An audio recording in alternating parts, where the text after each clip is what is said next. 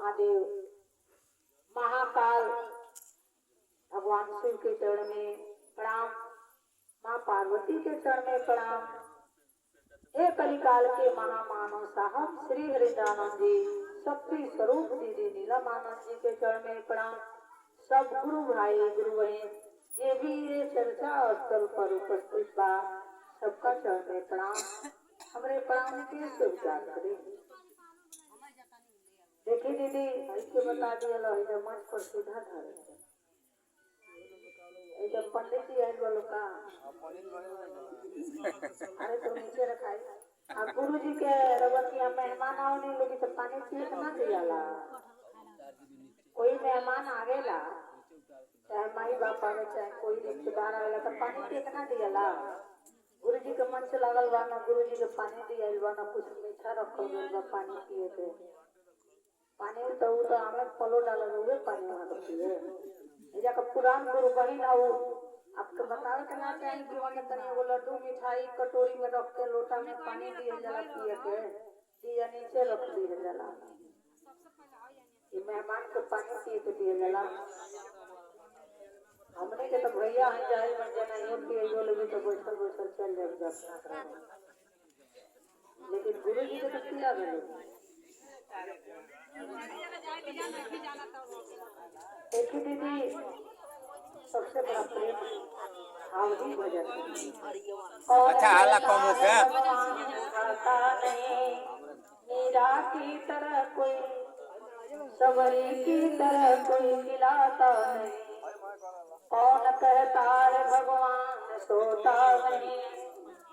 मीरा की तरह कोई सुलाता नहीं। भगवान सब कुछ समर्पित करी ले और हमने के मौन भाव समर्पित रहे के भाव ये ठीक बा भैया आवाज आवता रहे।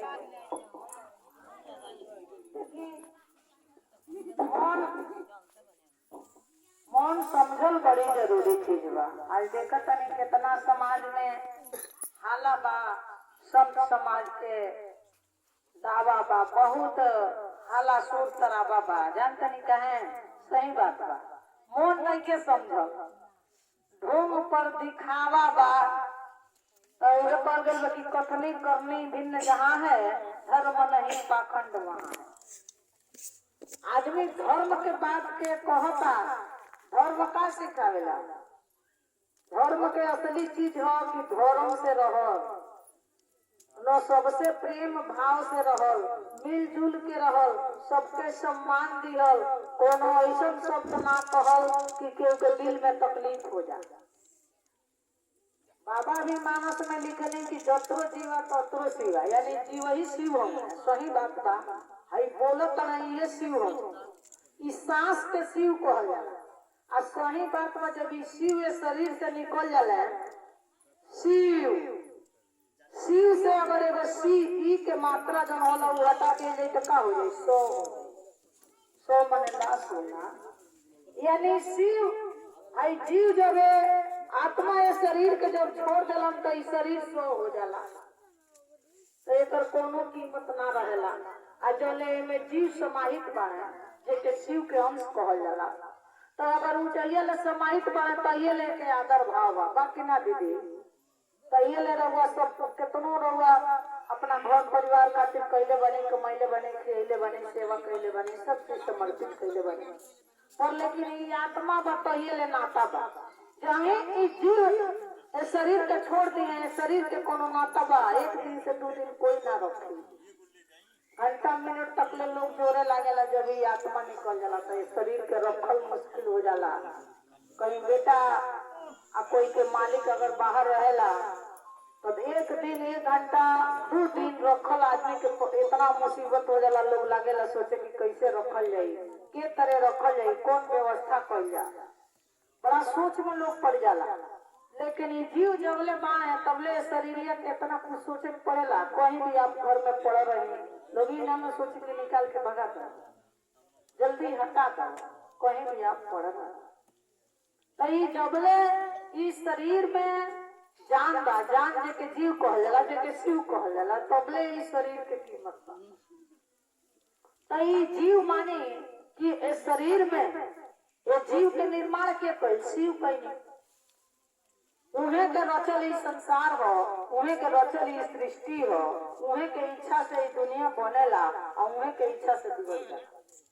लेकिन लोग के अंदर ना समझी बा, ज्ञान नहीं के, विवेक नहीं के, समझ नहीं के, तो लोग पत्थर नहीं लो पता कि लोग के दिल पत्थर हो गई बा। आदमी एक आदमी के मुसीबत और दिल के तकलीफ नहीं के समझत, मन के भाव नहीं के समझत, कोई तो दुख नहीं के समझत। अब बात बड़े बड़े करता।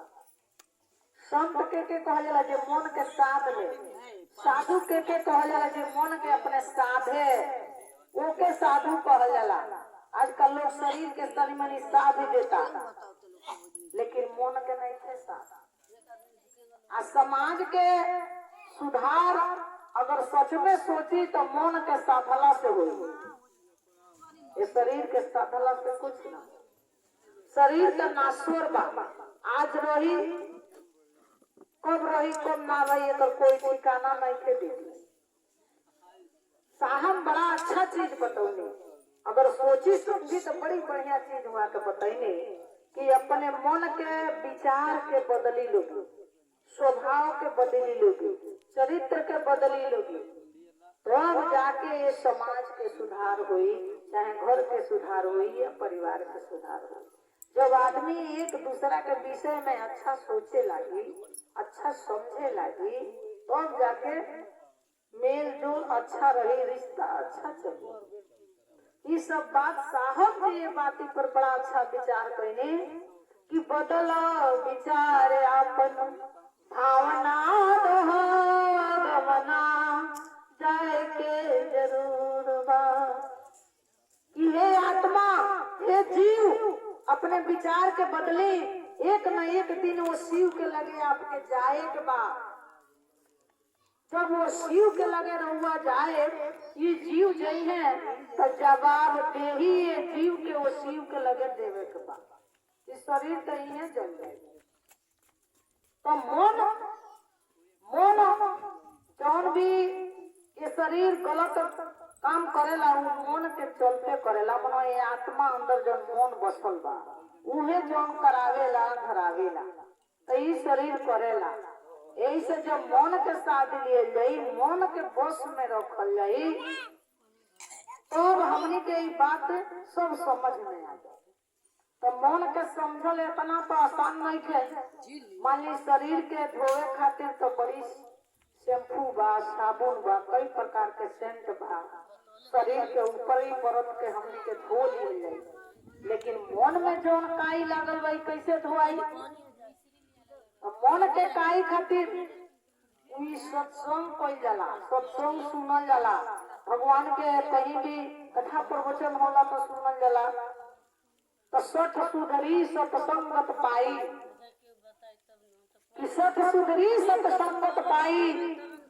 जब सत्संग में जाए जाला तो कोई बढ़िया संत रहेला, जे मन के सधले रहेला। सही बात बा दीदी से कोई बताइले ना रहल हो।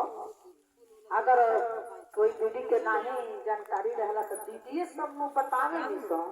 जैसे हमनी के गांव में जब घरे घरे सावन में जब गुरु के चर्चा चलत रहल हो, तो हमन पासन ही आगे जाके सब सरिया बरिया के धो दिया जाला कि दीदी अपन काम में रहे नहीं, तो दीदी हई दीदी भगवान जी के भोग लगा दी, अरे खीर बना दी, भोग लगा दी, दीदी मीठा मंगा ले, भगवान के पानी पिया दी हल जाई, आइन तयासनी लगा के बैठा दी हल जाई, पानी दे दी हल जाई, पिया दी हल जाई। अगर चाय बनल बा तो चाहो पूछ लिया जाए कि रउआ तनी चाहो पी ली। अरे जो खाई जाता तो ना खियाव जाई। तो भोग भंडारा भगवान के प्रसाद चढ़ जाई, वे प्रसाद उठा के हमन पसंद प्रसाद पा लिया जाए। अरे भगवान तो सब चीज तो लोग अपने खातिर व्यवस्था करेला, देखे नहीं भगवान के बस समर्पित कर दे मन से, और बस तो उठा के प्रसाद पवा ले के बाद। देखिए जानकारी यही से सत्संग के बाबा मानस में यही बातें के लिखने की सत सुधरी सत्संगत पाई, मन के मैल कहाँ धोआई, तो जब संतों के बीच में जाई, और जब संत के वाणी सुनी, काया तबे साफ हो जाए। तब धड़िलवा माटी के बापूट जाई, घड़िला के ऊपर मली मली ढोला, भीतरा लगल बात काई। ताई के गुरुए छोड़ई है, शिव जी के गुरु लो बनाई, घड़िलवा माटी के बापूट जाई। यानी ये माटी के शरीर हो, ये नाश्वर शरीर हो, और फूट जाए तो कोई भरोसा नहीं। तो गुरु बनावे के काम श्री हरिनाथ जी गुरु के बात बहुत अच्छा बताओगे। गुरु के अगर हिंदी रूपांतर करी तो गु मने होला अंधकार और रू मने होला प्रकाश। यानी जे अंधकार से हटा प्रकाश के तरफ ले जा, अज्ञान के हटा दे, अज्ञान भर दे, ज्ञान के ज्योति जला दे, वही के गुरु कहल जाला। तो ऐसे गुरु बनाने के बाद वहाँ के कहने कि भगवान मान के हमने के भोले बाबा के पूजन उनके कहने जा, रुद्राभिषेक करवाने जा, पार्थिव पूजने जा, महामृत्युंजय करवाने जा भगवान शिव के अपना घर में। तो भगवान भक्त पर कृपा करेला। कृपा के मतलब होला और होला के पावल, मनो जितना भर पैनी उतना भर मिल गई। तब भगवान के हमनी के पूजा पद्धति कहनी जा, भगवान मननी जा, तो भगवान हमनी के बेटा बेटी धन दौलत नौकरी चाकरी इतना सुंदर शरीर भगवान हमनी के दे दे, वो नहीं दे, उनकर बड़ी हमनी पर उपकार बा। सब कुछ दीना आपने क्या भेंट करूं मैं ना, ये ना रउआ सब कुछ दे देंगे। और एक चीज कम को देनी, ज्ञान ना दे, तो बिनु ज्ञान नर पशु समाना। ज्ञान के कमी बा, अगर ज्ञान नहीं के तो इतना अच्छा सब कुछ रउआ दे देले बानी, धन दे देले बानी, और ज्ञान ना रहे तो धन के कहाँ सही जगह उपयोग करे के बा, कहीं और ये जगह खत्म हो गए। देखें इतना भी धन में घर में लड़का पियकर निकल जा, मालिके पियकर निकल जा, तो सारा पैसा पियले खैला में उड़ा दे। काहे कि ओकरा अंदर ज्ञान नहीं थे, समझ नहीं थे। अगर ज्ञान रही तो समझी कि पैसा जितने मेहनत से कमाई जाला उतने मेहनत से बचा के रखल जाला, सही सदुपयोग कइल जाला, तो उहे सब बरकत हो जाला। एकरा खातिर भी तो ज्ञाने चाहिए।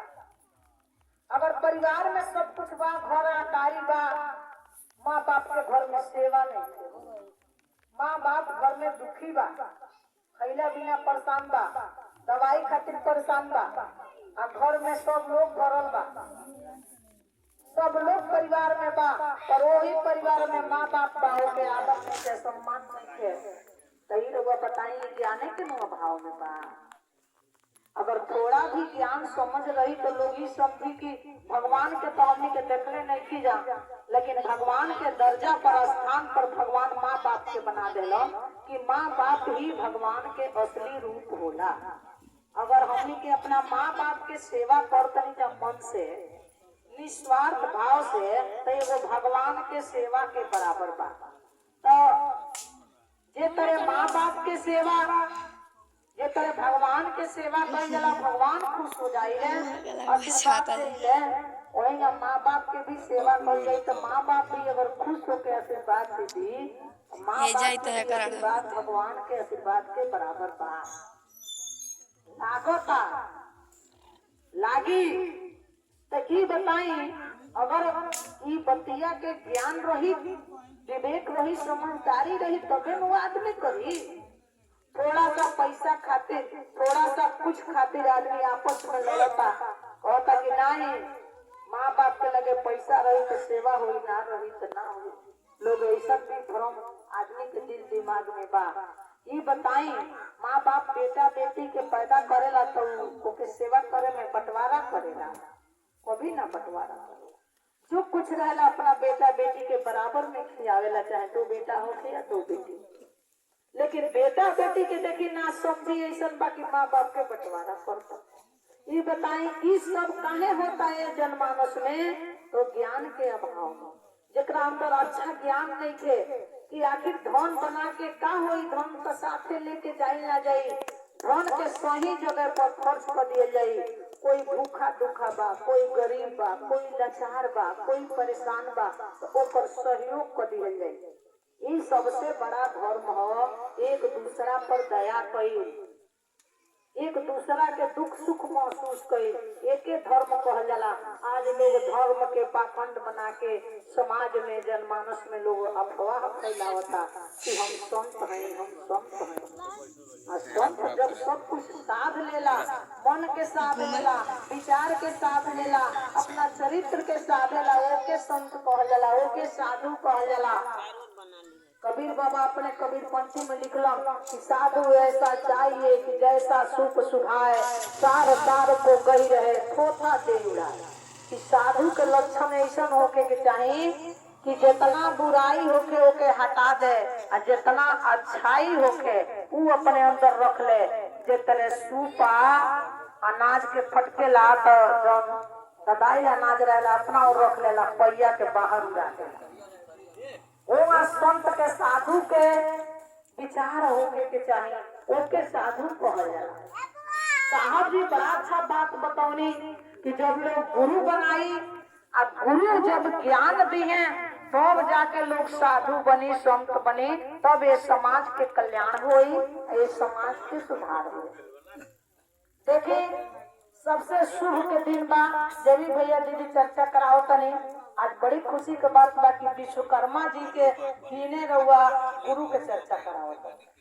विश्वकर्मा जी के आज पूजा हो, बहुत जगह जगह गुरु भाई गुरु बहन विश्वकर्मा जी के कितना दिन कहला के बाद आज महादेव जी के लोग चर्चा आज बोध के करावता अपना गुरु जी के चर्चा कि वहाँ के बड़ डॉक्टर है महादेव जी, वहाँ के चर्चा होता। राहुल बहुत भाग बाकी आज विश्वकर्मा पूजा के दिन आपके दरवाजा पर वो महाकाल के कथा होता। क्योंकि महाकाल भगवान शिव के कहल गए। आप लोग बहुत गुरु के चर्चा सुनने बानी, सुना तनी महादेव जी के विषय में, लेकिन आज विश्वकर्मा जी के दिन हो तो आप आज विश्वकर्मा जी के विषय में, विश्वकर्मा जी के आज दिन हो, विश्वकर्मा जी के पूजा हो, जयंती हो, ये लिए हमने के आज विश्वकर्मा जी की चर्चा सुनाई। देखिए विश्वकर्मा जी ब्रह्मा जी के मानस पुत्र हैं, वहाँ के हृदय से पैदा कैले रहनी। ब्रह्मा जी जब सृष्टि के रचना कैनी तो सृष्टि पूरा जलामय रहे, सृष्टि पर कुछ भी ना रहे। भगवान शिव ब्रह्मा जी के आदेश देनी, हे ब्रह्मा जी रउआ सृष्टि के रचना करी, आखिर सृष्टि जलामय रहे, ऊपर सब चीज व्यवस्था हुई तबे न सृष्टि के रचना हुई। घर बने, नदी तालाब पेड़ पौधा सब बनी तब न सृष्टि के रचना बनी। तब ब्रह्मा जी अपने हृदय से अपने मानस पुत्र विश्वकर्मा जी के पैदा कर। अब विश्वकर्मा जी ये सृष्टि के रचना करी बनौली, वहाँ के शिल्पकार हैं, वहाँ के देवता लोग के मानल जाला कि बड़का इंजीनियर हैं विश्वकर्मा जी। वहाँ के ये सृष्टि के जितना भी बनल चीज भाई सब वहाँ के बनौली विश्वकर्मा जी। कहल जाला कि त्रेता में रावण के जो सोने के लंका रहे वो विश्वकर्मा जी के बनावल रहे। अयोध्या नगरी भी बनौली तो विश्वकर्मा जी बनैली। देखिए विश्वकर्मा जी के सृष्टि में बहुत योगदान। विश्वकर्मा जी जब है समुद्र मंथन भइल, वो समय देवता लोग राक्षस बड़ी बलवान हो गई लोग, देवता लोग पर भारी पड़े लागल लोग, देवता लोग के मारे लागल लोग, पूरा सिंहासन छीन लिहल लोग। देवता लोग बहुत परेशान हो गई। सब देवता लोग मिलके भगवान शिव के लगे गए। कहल कि ये भोलेनाथ रउरा दुनिया के मालिक हैं, ये संसार के सृष्टि करता है, तो इस संसार के बचाई। अगर राक्षस हमनी कर भारी पड़ पलो, हमनी के मारा पलो, तो देवता के शक्ति खत्म हो जाई। भगवान शिव कहनी कि भगवान विष्णु से सलाह मशवरा लेवे के पड़ी। और वहाँ लोग राय मशवरा करके बताइनी जाकि समुद्र के मंथन करवावे के पड़ी। आज जब समुद्र के मंथन होई तो वो समुद्र में एगो अमृत के कलश बा। आज जब अमृत निकालल जाई और देवता लोग के पियावल जाई तो देवता लोग बलवान होई लो, अमर होई लो, तब राक्षसन से वो लोग के पलड़ा मजबूत हुई। ओहु बेरा ब्रह्मा जी विश्वकर्मा जी के आदेश कैली। विश्वकर्मा जी जाके वो समुद्र के तट पर मंथन के सारी व्यवस्था विश्वकर्मा जी कैली। मनांचल पर्वत के जाके विश्वकर्मा जी ले आली, सुदर्शन चक्र के साथे ले जाके और वहां के ले आके मनांचल पर्वत के समुद्र में डलनी, शेषनाग के रसरी बनौनी, सारी जितना व्यवस्था रहे वो देवता लोग के बैठे का सिंहासन बताओ बैठा के बनौनी कि मतलब जब मंथन करत करत थक जाए लोग तो यहाँ लोग आराम करोगे। सारी व्यवस्था विश्वकर्मा जी कैली। आ जब समुद्र मंथन भइल तो सबसे पहले अकूट जो विष से निकलल, हालाहल जल विश्व सबसे पहले विष से निकलल। आ पूरा हलचल मच गई कि विष इतना जहरीला रहे कि सृष्टि के विनाश हो जाए। तब भगवान शिव के सारा देवता लोग निवेदन और जी लगा लो, भगवान शिव वो सृष्टि के बचावे खातिर, सारा दुनिया के रक्षा करे खातिर भगवान भोलेनाथ आगे आएंगे और वो विष के अपना गले में धारण कर ले। गले में जब धारण कैली तो वहां के नीलकंठ हो गई। ये भगवान भोलेनाथ के नीलकंठ भगवान भी कहल जाला। तो देखी ओकरा बाद जब मनांचल पर्वत के खींचल जाता रसरी ढीला हो जा, पर्वत को वो ऊपर जा को वो नीचे, तब विश्वकर्मा जी जब ये लोग छोड़ के थक जालो तो आसन पर जाके बैठ जालो। देवता या दानव दोनों जन की समझौता से मंथन भई। भगवान शिव कहने की राक्षस बड़ी बलवान बड़े, तो समुद्र के मंथन अकेले बस के चीज नहीं थे, उकुल के केव तरह मिला जुला के मंथन करवा लिए जाई। तो राय देनी भगवान शिवे बुद्धि देनी की कहल हुई कि एमे से जोन भी चीज निकली तो आधा आधा बराबर में बखरा लगी, बेईमानी ना हुई। आधा तू लोग के दिया जाए, आधा देवता लोग के दिया जाए। ये बाती के कहला के बाद से राक्षस लोग तैयार बोलो समुद्र मंथन करे। तभी विश्वकर्मा जी सारा व्यवस्था करी तो फिर जाके समुद्र के मंथन होके लागल। एरावत हाथी निकलल जब देवता के राजा इंद्र भगवान के दिया गए।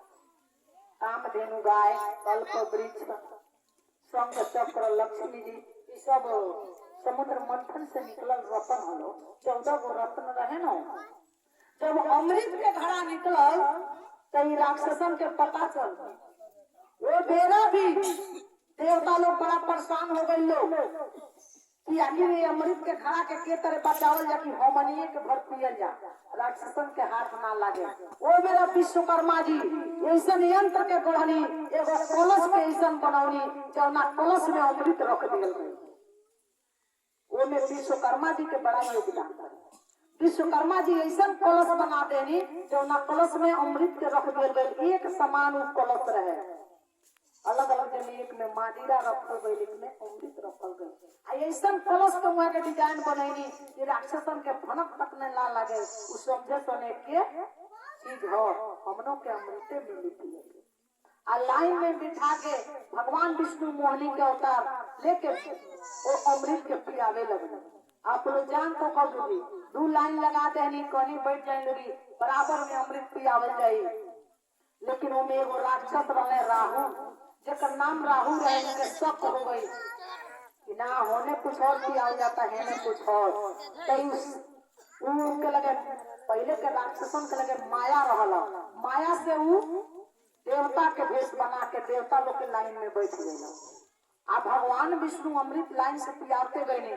अब कोई के लाइन में परोसत जाए जला तो सबके न पतल में भोजन डालत जाए जला। अब वहां के ऐसे पियाते गए कि राहु के भी अमृत पिया दे। लेकिन चंद्रमा जी देख लेनी, उन्हें के भगवान विष्णु से इशारा कर देनी कि रउआ तो महाराज वो राक्षस के अमृत पिया दे। आयो जब भगवान विष्णु के पता चलल तो वहां के तनी गुस्सा आ गई, वहां के अपना सुदर्शन चक्र से राहु के गर्दन के काट दे। लेकिन राहु अमृत पी ले रहे, गले के नीचे उतर गए रहे अमृत, तब तक लेट हो गई।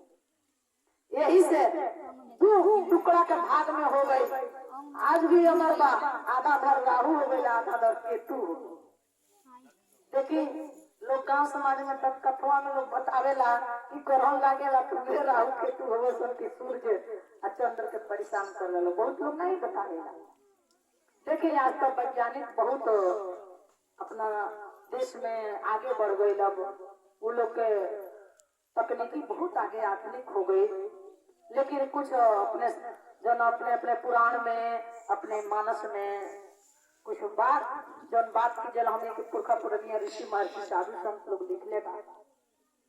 देखिए जे सही के वेद पढ़ी, पुराण पढ़ी, मानस पढ़ी, अगर वो चिंतन करी तबे जाके अपने सही अपने धर्म के अपने कर्म के विषय में जा।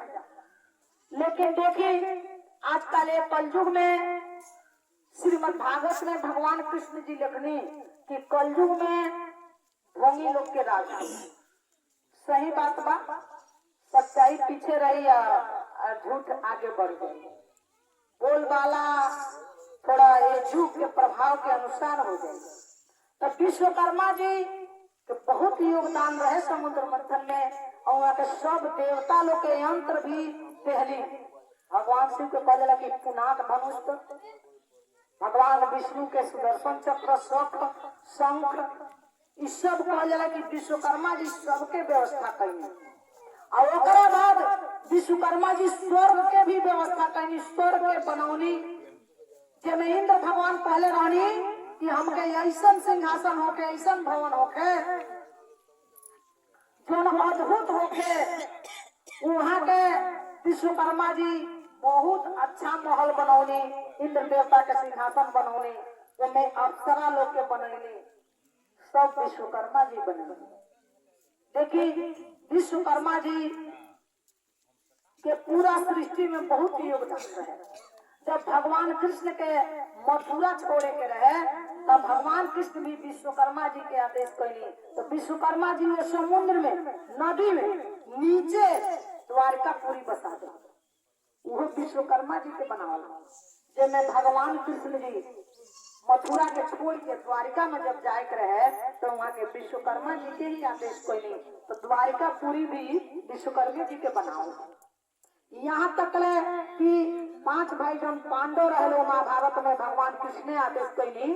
तो जौन इंद्रप्रस्थ बनल 5 भाई पांडव रहे जहाँ यज्ञ करावल लो, जौन यज्ञ में दुर्योधन के बुलावले रहे वैसा विश्वकर्मा जी बना देले रहनी कि जल के जगह पर थल, थल के जगह पर जल।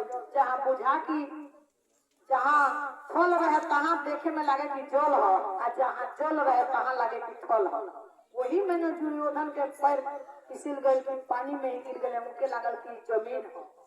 तो माता द्रौपदी के मुख से निकल गए कि अंधा के पुत्री अंधा ही होता है, इनके पता ना चला कि पानी बा।